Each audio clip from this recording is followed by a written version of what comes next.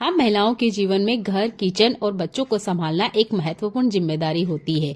इन सब काम को करते हुए हम इस बात पे ध्यान ही नहीं देते हैं कि हम डेली एक ही काम करते हैं। रोज झाड़ू पोछा, बर्तन, कपड़ा, नहाना धोना, ये हमारा डेली का रूटीन होता है। पर अगर इसमें थोड़े से चेंजेस किए जाए तो यही काम करने में आपको इंटरेस्ट भी आएगा और आपका जो काम करने का तरीका है वो भी बदल जाएगा और आपको ना एक खुशी होगी कि हम जो डेली काम कर रहे हैं उससे बोर नहीं होते हैं। बहुत कमाल की यूजफुल टिप बताऊंगी जिससे आपके जीवन आसान हो जाएगा। पहला यूजफुल टिप एक मिसिंग जुराब और मिरर से जुड़ा हुआ है। देखिए, मैंने यहाँ एक बाउल लिया है। ये एक शैम्पू का सेशे है। अगर आपके पास इस तरह का कोई सेशे या शैम्पू अवेलेबल ना हो टाइम पे तो आप हैंड वॉश भी ले सकते हैं। लगभग 1 चम्मच इतना लेना है। थोड़ा हल्का गुनगुना पानी लीजिएगा, अच्छे से मिक्स करना है। नॉर्मल टैप वाटर भी चलेगा। बस शैम्पू को आपने बहुत अच्छे से इसके अंदर मिक्स करना है।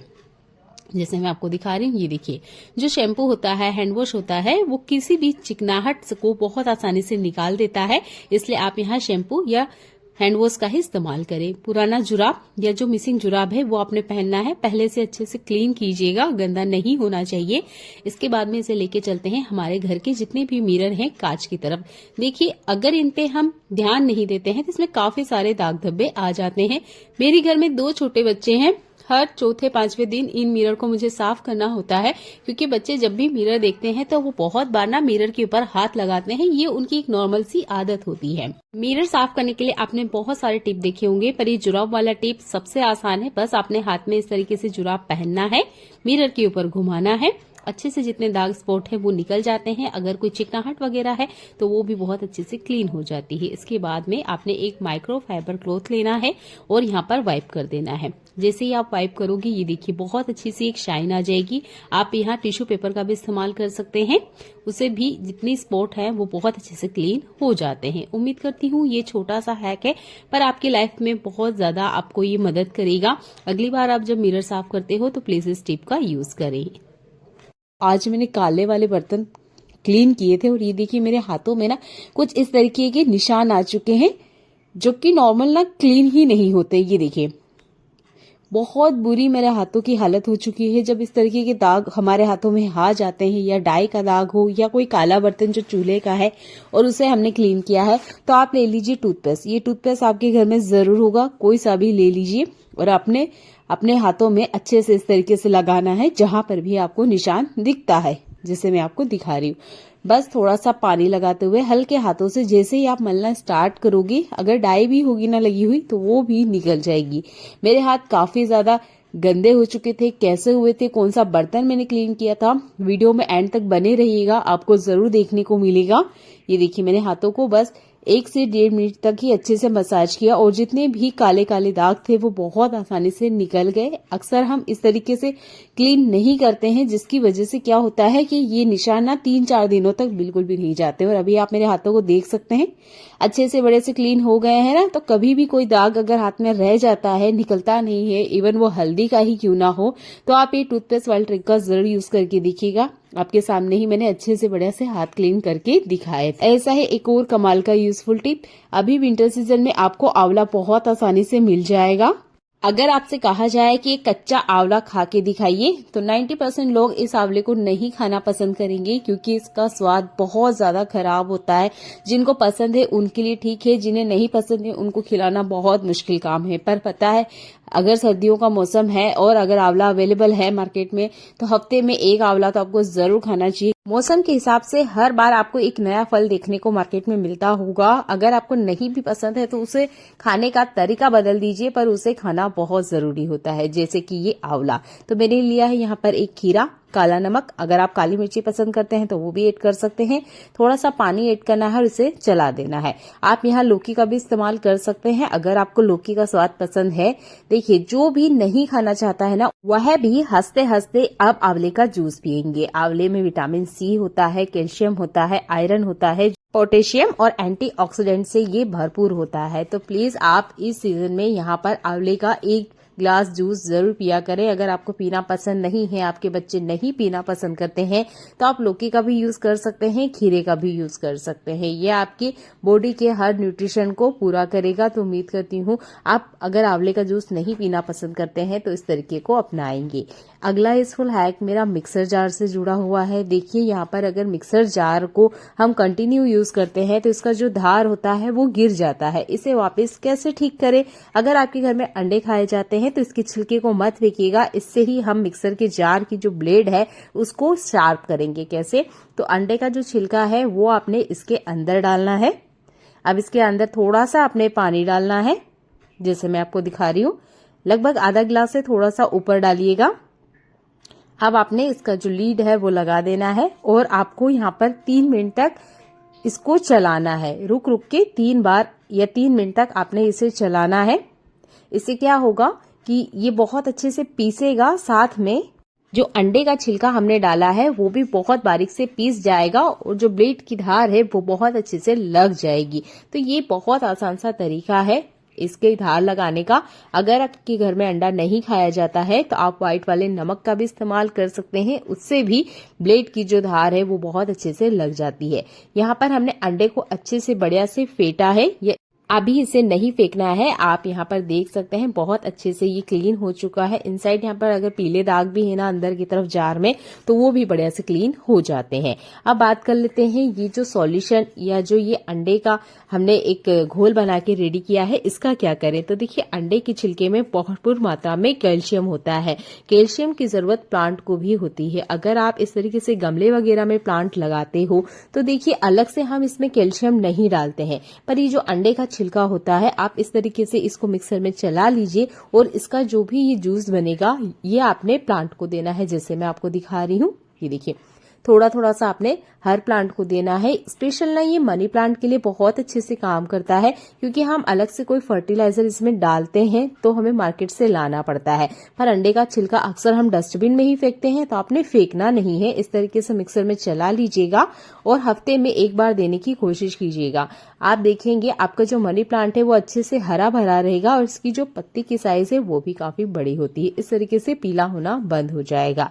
इस तरह के टीन हमारे घर में आते हैं या इस तरह के टीन में हमारे घर में कुछ खाने पीने का सामान आता है। देखिए ये जो टीन मैं आपको दिखा रही हूँ ना, इसमें अमूल का चीज आया हुआ था। तो इस तरह की टीन का आपको खाने पीने में इस्तेमाल नहीं करना है। इसमें से बहुत बुरी बैड स्मेल आती है। और ये जो टीन होते हैं ना, खाली होने के बाद अक्सर आप इन्हें फेंक दिया करें। कोशिश करें कि इसे आप घर के दूसरे हिस्सों में इस्तेमाल करें, पर किचन में ना करें। एक छोटा सा टिप मैं आपको बताती हूँ। मैं इसे मंदिर में इस्तेमाल करती हूँ धोने के बाद। कैसे? तो देखिए मंदिर से काफी सारा छोटा छोटा कचरा निकलता है, जैसे ये अगरबत्ती के जो डंठल, ये लकड़ी बच जाती है वो, इसके बाद में बाती जो बच जाती है अक्सर दिया बाती के बाद में ये, और जब हम माचिस वगैरह जलाते हैं तो देखिए इसकी जो तीली के टुकड़े होते हैं अक्सर हम इधर उधर डाल देते हैं। एक तो ये गलत आदत होती है, दूसरा ये इतने गर्म होते हैं कि हम इन्हें फेंकने भी नहीं जा पाते हैं। तो आप क्या कीजिए कि स्टीन में डालते जाइए। मंदिर से निकलने वाले ये पूजा का फूल वगैरह जो भी थोड़ा बहुत निकलता है उसे आप इस टीन में रखते जाइएगा। जब ये भर जाएगा तब आप इसे ठंडा कर दीजिएगा। तो आप टीन को इस तरीके से इस्तेमाल करें। ऐसा ही अगला यूजफुल हैक मेरा ब्यूटी प्रोडक्ट से जुड़ा हुआ है। देखिए बहुत सारे ब्यूटी प्रोडक्ट जो होते हैं उन पे एक्सपायरी डेट होती है, जैसे कि एक हेयर सीरम है और दूसरा यहाँ पर फाउंडेशन, इसके ऊपर एक्सपायरी डेट है। ये एक आईलाइनर है, इसके ऊपर कोई एक्सपायरी डेट नहीं है, पर हाँ ये 6 मंथ से ज्यादा हो चुके हैं तो अब यूज करने लायक तो नहीं है। पर काफी सारी चीजें ऐसी होती है जिन पे डेट नहीं मेंशन होती है, जैसे कि ये नेल पेंट।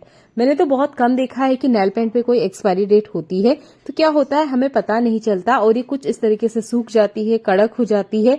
तो देखिए इस तरह के नेल पेंट को अगर आप यूज करना चाहते हैं, कोशिश कीजिएगा कोई सा भी प्रोडक्ट आप 6 महीने से ज्यादा इस्तेमाल नहीं करें। पर नेल पेंट पे कोई डेट नहीं होती है, इसलिए आप इसका इस्तेमाल कर सकते हैं। तो इसे यूज करने के लिए अगर ये जम गई है, खुल नहीं रही है या हार्ड हो गई है, तो आप क्या कीजिए पानी गर्म कर लीजिए। खोलता हुआ पानी मत लीजिएगा, बस हल्का कुनकुना पानी हमें लेना है। और ये जो नेल पेंट वगैरह है ना, इस तरीके से डिप कर देना है, जैसे मैं आपको दिखा रही हूँ। ये देखिए इसके अंदर डाल दीजिएगा।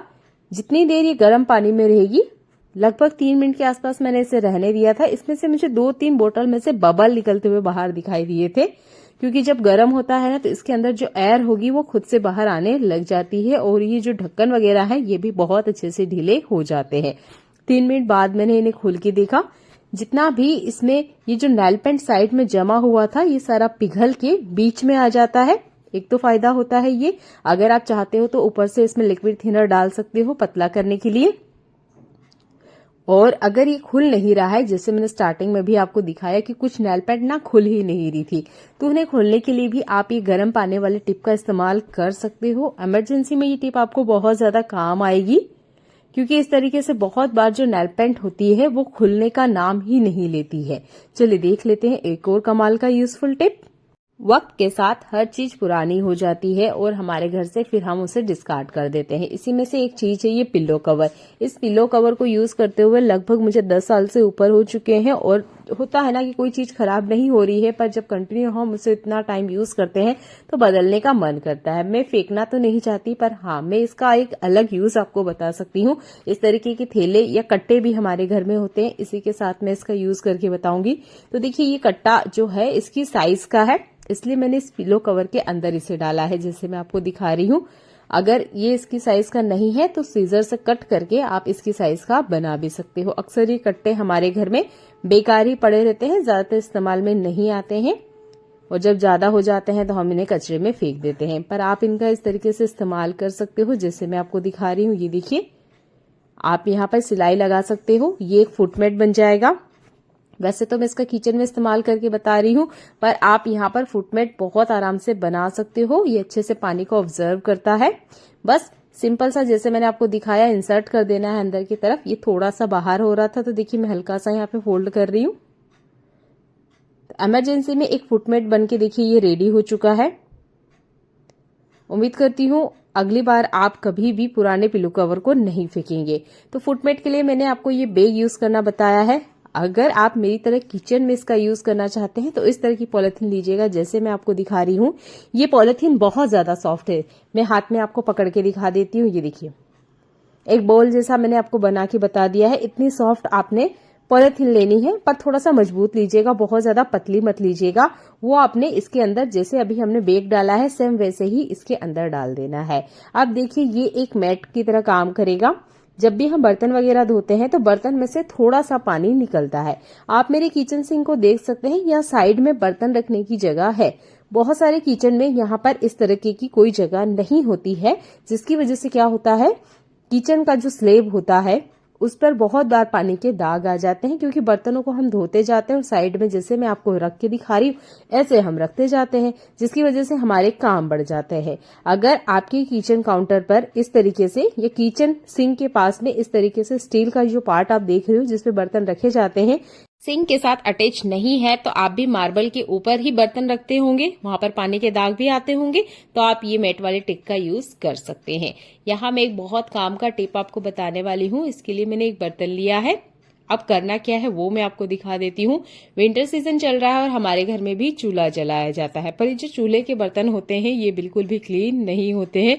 मैंने जैसे ही इन्हें पकड़ा, ये देखिए मेरे हाथ ही गंदे हो रहे हैं। मतलब ये जो बर्तन है पूरी तरीके से काले हो चुके हैं, खराब हो चुके हैं।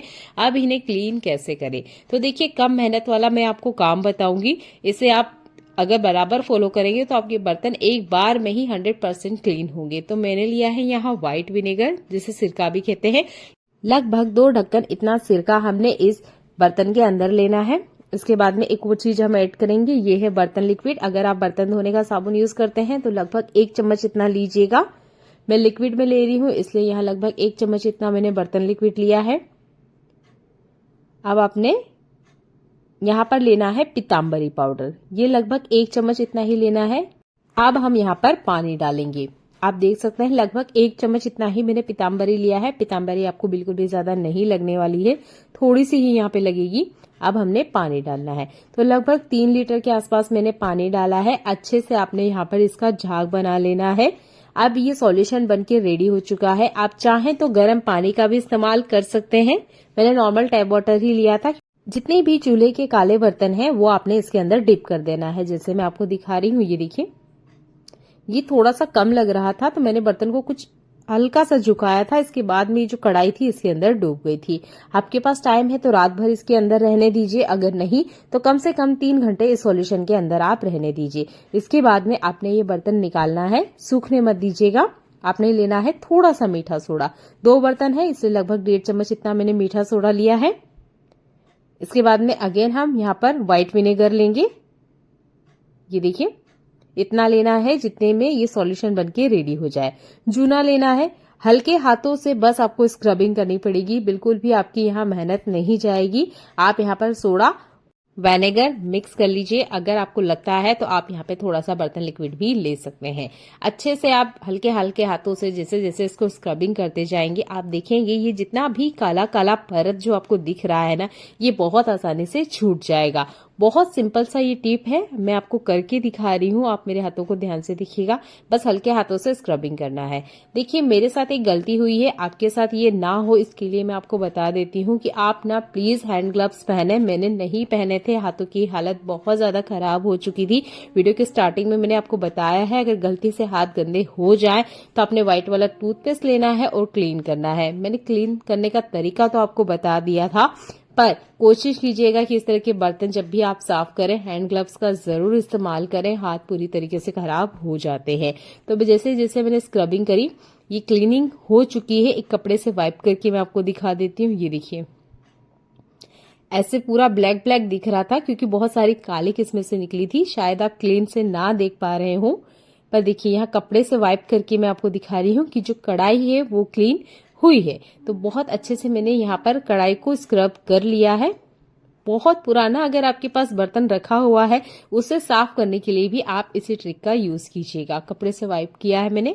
चलिए हल्के हाथों से और इसकी स्क्रबिंग कर लेते हैं ताकि जितने दाग है ये भी निकल जाए। ये लोहे की कढ़ाई है, मैं बैक साइड से इसे बहुत कम क्लीन करती हूँ, इनसाइड अंदर की तरफ से ही क्लीन करती हूँ, इसलिए थोड़ी ज्यादा ही गंदी है। चलिए यहाँ तो इसकी स्क्रबिंग हो चुकी है, अब तवे को क्लीन करते हैं। जब भी हम नॉर्मल लोहे के बर्तन को क्लीन करते हैं तो दिए का इस्तेमाल करते हैं, पर अगर आपके पास दिए नहीं है या आप दिए का इस्तेमाल नहीं करते हो तो ये वाला ट्रिक बिल्कुल आपके लिए है। बस आप पानी में इन्हें छोड़ दीजिएगा रात भर के लिए, इनकी जो परत है वो बहुत बढ़िया से ढीली हो जाती है। फिर आपको जूना लेना है और हल्के से ही स्क्रबिंग करना है, जितनी भी गंदगी है वो बहुत बढ़िया से क्लीन हो जाएगी। यहाँ मैं आपको कढ़ाई क्लीन करके दिखा देती हूँ। ये देखिए बहुत बढ़िया से अच्छे से क्लीन हो चुकी है। जितना मैंने इसे घिसा था, देखिए इस वाले पार्ट से यहाँ से गंदगी निकली है, इनसाइड अंदर की तरफ ये बहुत अच्छे से क्लीन है। इसी तरीके से जो तवा है वो मैं आपको क्लीन करके दिखा देती हूँ। अगर आपको ऐसा लग रहा होगा कि इसमें से कुछ गंदगी नहीं निकली है तो देखिए नीचे बेस में मैंने एक प्लेट लगा रखी है, जिसमें आप देख सकती हो कि कितना सारा कालापन इन बर्तनों में से बाहर आया है। मैंने इन बर्तनों को चूल्हे पे रखा था जिसकी वजह से बहुत ज्यादा काले हो चुके थे। तो कोशिश कीजिएगा अगर आपके बर्तन भी इस तरीके से गंदे हो चुके हैं तो मेरे इस ट्रिक को अपनाएं और कोशिश कीजिएगा जितना हो सके आप हैंड ग्लव्स को पहने। मिलते हैं अगली यूजफुल वीडियो में, देखने के लिए धन्यवाद।